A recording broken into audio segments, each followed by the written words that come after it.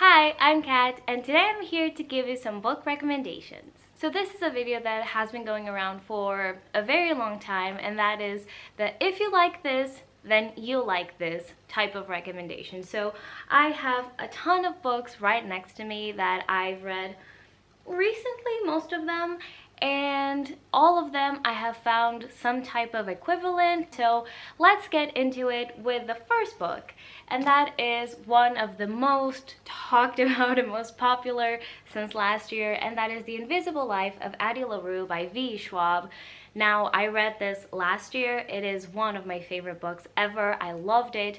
And the thing about this book is that it's very particular. It has a little bit of historical fiction, it has a little bit of magic fantasy type of situation, and it's very much character focused. So it's not something that you come across a lot, at least I haven't yet. So it's one of those I feel that a lot of people have read and maybe they're looking for something to give them similar vibes and the same feelings. And my recommendation for this book is none other than The Starless Sea by Erin Morgenstern. I read them so close together that I can safely say that this is an amazing book to read, to give you the similar feelings. It's also very much character focused. It has the same sense of adventure, and in a way, like, there's a little bit of mystery with both of these, where it's not like you have to figure everything out, but there are some things that you want answers for, and both in Addie Larue and in The Starless Sea, you have that sense of mystery, of trying to put the pieces together. But as a whole, they are both such magical stories. They are just in it for the ride, and you get lost, completely lost in the story, in the characters. All in all, I feel like these books go hand in hand beautifully. Next up, we have Girl, Woman, Other by Bernardine Evaristo, and this is another one of those super popular books. Even though this is considered a novel, it read as a short story collection to me. Absolutely love that aspect of it. So we have a cast of different characters, and you get to see into their lives. They are both in the present, some are in the past, and we have a variety of ages, a variety of stories, so many different experiences. This book is very well done, very, very beautiful. The writing style is beautiful as well. And when I read this book, I immediately got the connection to this book, and that is Red at the Bone by Jacqueline Woodson. Both of these are stories written by Black women that center Black voices, and on top of that, Black families and Black family history. So that aspect of both of these books was incredible to see. The writing, both in this one and this one, is very lyrical, it's very immersive, and I just feel like they are such good companions. This is set in Britain, this is set in the US, so there's a little bit of difference in perspective and experiences, but as a whole, I feel like these books complement each other so well. So if you like this one, I have no doubts that you will enjoy this one. This is more focused on one family only, while the other one dives into a lot of different families and a lot of different histories. So this almost feels like a little bit of a chapter from that book. If you've read one, read the other. If you've read the other, read the one, because they are both absolutely stunning stories. Let's go to another one of my favorite books, and that is Nevernight by Kristoff. Now, I've talked about this book a lot. This is fantasy. I think this book is incredible, especially because of the world building.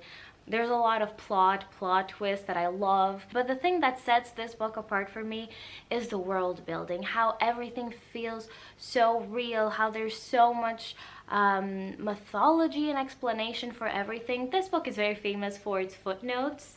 Let me find you one.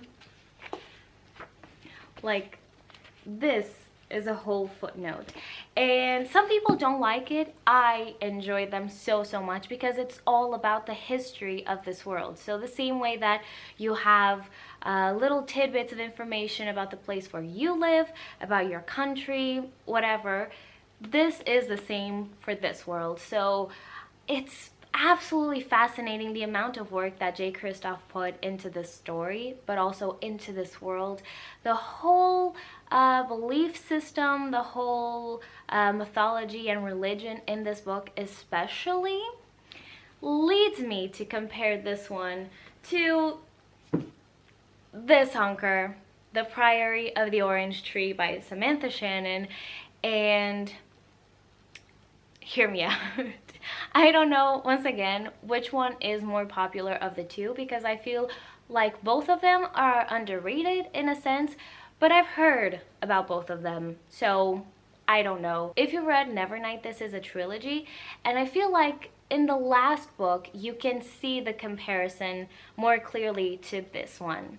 That being said, even though this is huge, it's a standalone fantasy, which doesn't happen often. This one is, once again, fantasy, and this, I feel, is an incredible comparison to that one because of the mythology, because of the religion aspect of the story. In The Priory of the Orange Tree, we have this world which is divided, and a part of the world has this religion, and they have their myths and their beliefs and everything, and in another part of the world they go completely against those beliefs.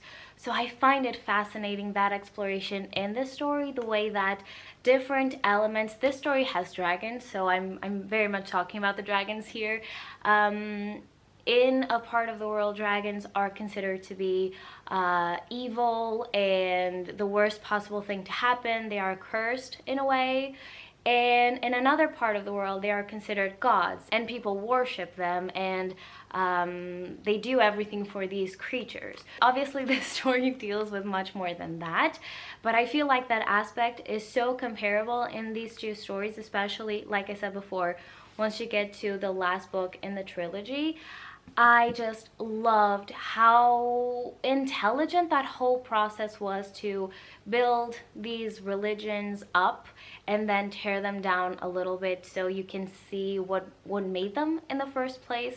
I find that fascinating. Both incredible stories, and both of these stories that you want to take your time with and just enjoy to the fullest. So I think if you've read this one, you will love this one, and the other way around, obviously. Now let's go for a little bit of romance with The Kiss Quotient by Helen Huang. Now, I think this is one of the most popular romance books on BookTube, if I'm not mistaken, but I feel like this is one of those recommendations, along with The Hating Game, that everybody has read.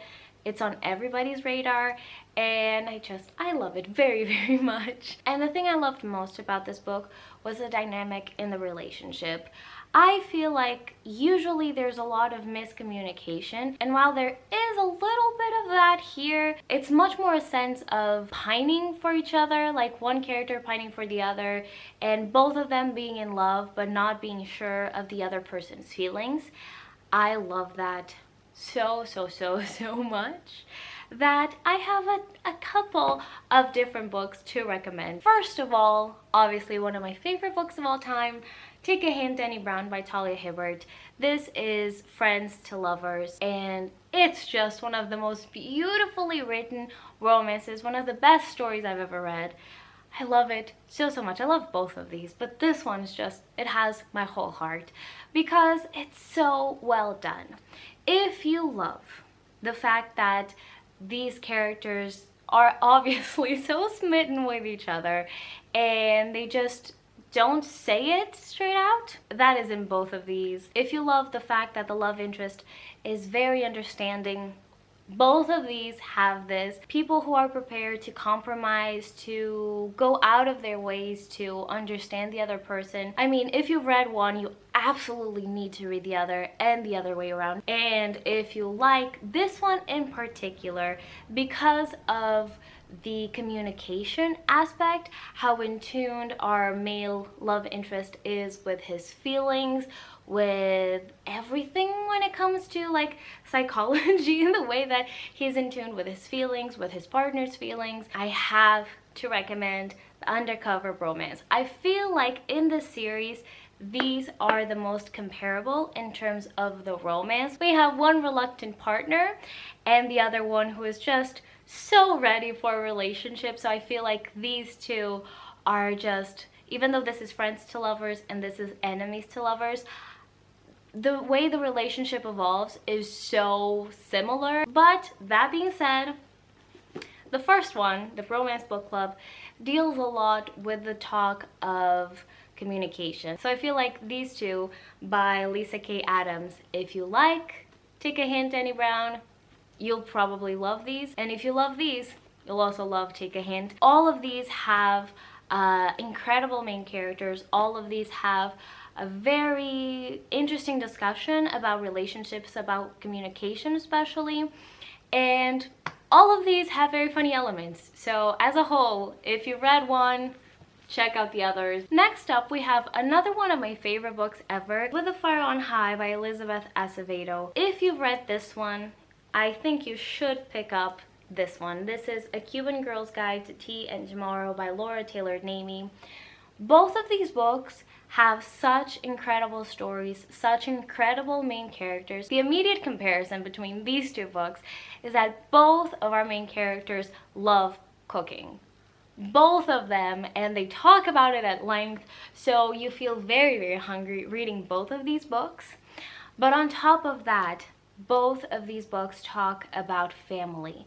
They talk about the connection that you have with the people who raise you, the connection that you have with your roots, where you come from. Both of these characters in their own way deal with grief, with following their dreams, with growing up. I feel like both of these are so well written, such beautiful stories. There's no possible way that if you read one, you won't enjoy the other. Finally, the last pair that I have to show you is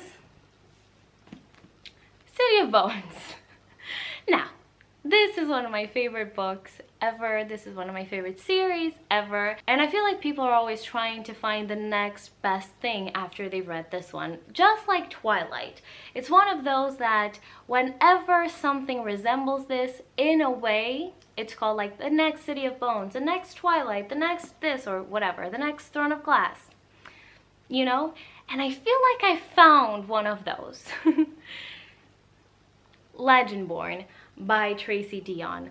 Now, they are very different, especially in the way they deal with magic. Here we have a classic where we deal with demons, a little bit of angels, and it's not very religious in a sense, but it's that kind of world and mythology that feels familiar to us. Here we deal with the legend of King Arthur and the Knights of the Round Table. This is the first book I've ever read that deals with that and the mythology of that.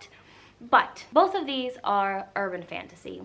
Both of these do an amazing job at introducing us to the world. We see from a new character who is also being introduced to the world for the first time, who is completely unaware of what's happening. In both of these, the main character is not only discovering this new world, but discovering themselves and finding out their powers, what they are able to do, not just magically, but like mentally. They are stronger than they feel like they are. And the one aspect of these books that immediately made me compare them is the fact that I couldn't put this down when I was reading it, and I got the same feeling with City of Bones. This book, when I read it for the first time way back, I was so in love with everything that was happening. I was so captured by the mystery of it all that I read this, I think, in a couple of days the first time. And this was the same thing. The characters jump off the page. They feel very familiar, both in City of Bones and Legendborn. I mean, I don't feel like I need to recommend City of Bones more, but I absolutely will forever and ever because I love this book so much. And now I will also be championing Legendborn because it is incredible. They just gave me the best feeling when I was reading them, that I was in it for the ride and I couldn't put the book down. So, I mean, I know a lot of people have read City of Bones. Pick up Legendborn because I'm sure you will love it. If you haven't picked up any of them, pick up both. And that's the video for today. A ton of recommendations that I hope you enjoy. And please let me know in the comments some of your recommendations. I would love to know and add them to my TBR if I haven't read them already. If you've read any of these books, let me know your thoughts down below. And I'll see you in the next one. Bye!